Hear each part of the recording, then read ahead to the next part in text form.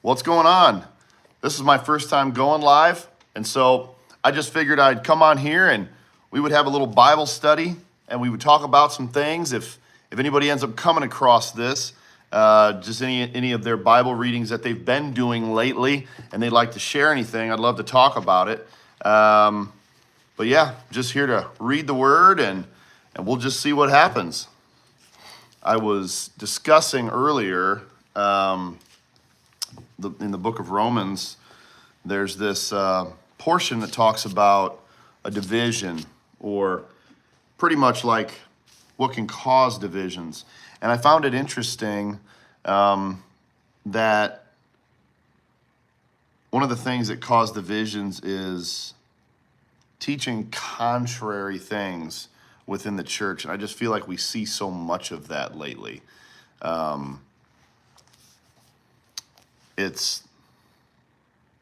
It's overwhelming, I feel like.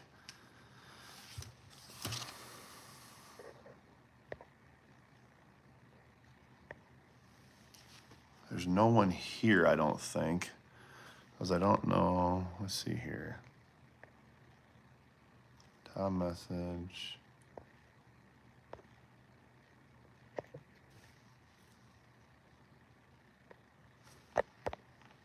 Why did it stop? There it is. Let's see.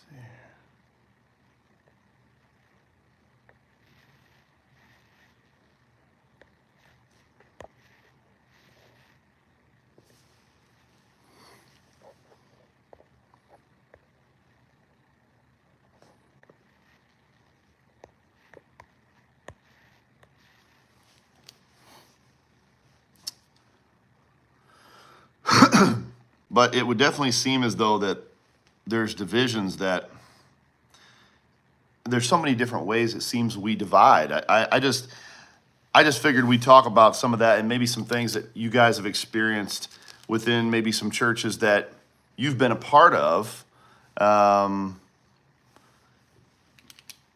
has divisions.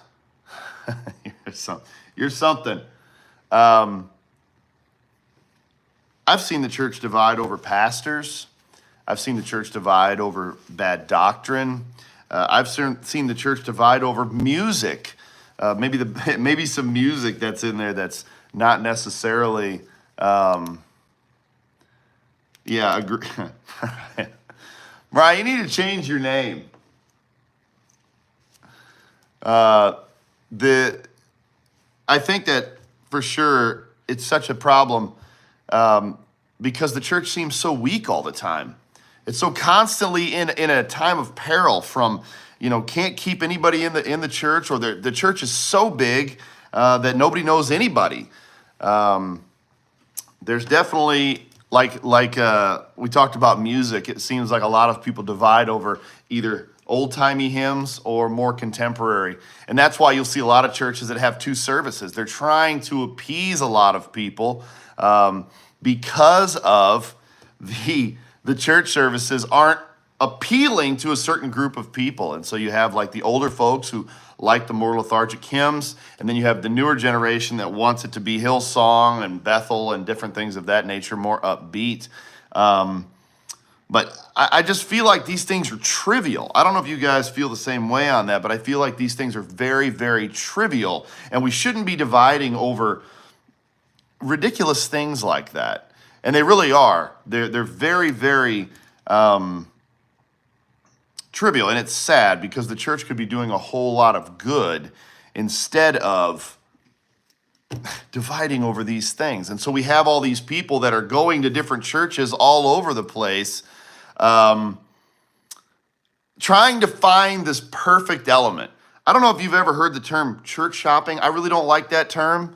I really don't like the term church shopping. I know it's just kind of I don't know what you would say, like a circumstance of the inevitable. Here in America, you're looking for a church, but I don't know. I think we try to really want everything a certain way, and I don't think that's going to happen.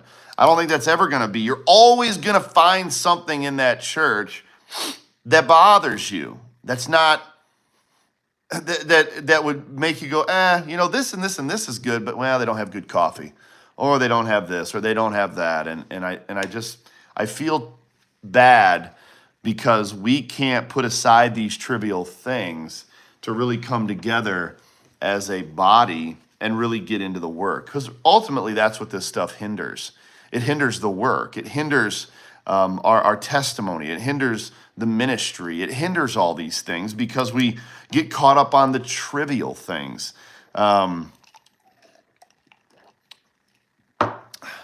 Could be too picky. I don't know. I think Americans are such a culture of options. They have to.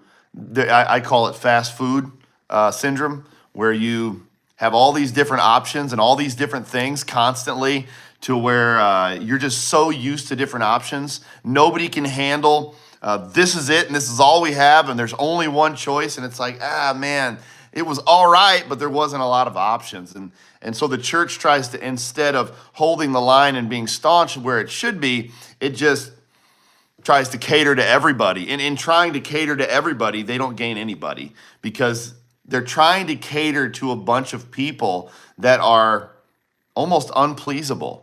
It's like a culture of I don't even know what you would call it. Children. It doesn't matter what you do; they're never really truly happy. I don't know if that's what you would say, but I do think there is some cultural situations here in America that would indicate that the church is absolutely not just sticking to the text. Instead of changing the method and having the message stay the same, they're changing the message and trying to repeat a different method. And we should never change the message. The message should remain the same, and in all that we're doing. And so I think when we're looking at a church, and when we're trying to get to a church, and when we're trying to do different things like this, I think it's important to just find biblical established things in the church, and get away from some of the trivial stuff. So I really think that's one of the biggest things that we have trouble with, is we get caught up in the trivial, and it hinders us from really making connections in the body, and ministering and proselytizing, and trying to witness to neighborhoods and witness to our neighbors and love each other, because we're so caught up on the things that don't matter. And essentially, I'm going to reel this all the way back to division. This is another way that division is caused, when we're just so picky. We'll leave for any reason. And I'm not saying there's not times to leave. There's definitely times to leave. But we should want to remain, especially if the Lord's called us there. And I think that's another thing that's so pertinent, that when the Lord calls us somewhere, we should remain there, especially if he's called us there for a purpose. A lot of times, if he has called us there, it's not going to be an easy place. It's not going to be a place where you can just kind of sit back and just be fed and put your bib on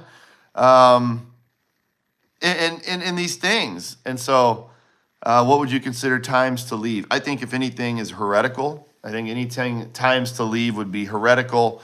It would be like if there's a blasphemous element, if there is a non-biblical element, if there is you're definitely hearing things like Jesus isn't Lord, or something to that extent. If the church is promoting the gay agenda, if the church is on board with some of these very, very wicked liberal type things, that would be a time to really consider maybe finding somewhere else that's more biblically principled and more biblically sound, I would say.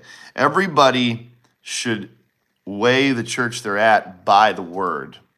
You shouldn't weigh it by your own wants and desires and your own opinions. You should weigh it by the word of God. And that's how you should judge whether or not this church is biblical. And also ask yourself, instead of only going there to be fed, you should ask yourself how you can go there to feed. Where can I serve? Where can I get involved? Where can I do, something for you guys? Do you guys have a need? That's important.